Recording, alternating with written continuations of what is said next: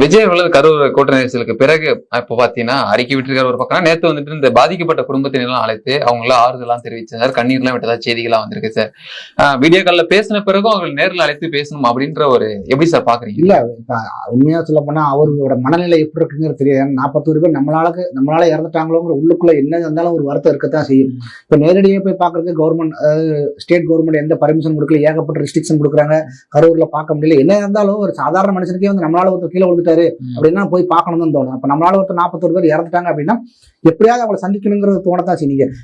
நீங்க ரோட்ல போறீங்க, ஒருத்தர் உங்களால ஒருத்தர் கீழே விழுந்துட்டாருன்னா நீங்க எப்பேற்பட்ட மனுஷனாக இருந்திருப்பாங்க.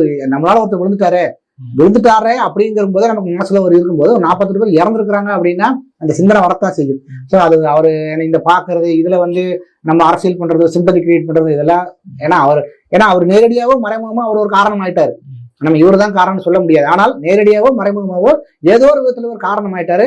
அப்ப அதுக்கு அந்த பிராயச்சித்தம் தேடுற மாதிரி தான். நமக்கு இது அந்த 41 பேர் திரும்பி வருமானா வராது. ஏதோ ஒரு மனக்குமுறல்கள் அவர் ஏன்னா சாதாரண மனுஷன் தான். நீங்க வந்து அவர் வந்து ஒரு ஆர்டிபிஷியல்லாம் ஒன்றும் கிடையாது, வானத்துல இருந்து எல்லாம் வரல. ஸோ அவர் அதை பாக்குறாரு, அதை தனிப்பட்ட முறையில தான் சந்திக்கிறாரு. ஸோ அதனால அதை நம்ம அரசியல் படுத்தணுங்கிற பண்ண இதுல வந்து அரசியலோ இதுல நம்ம பேசவே கூடாது.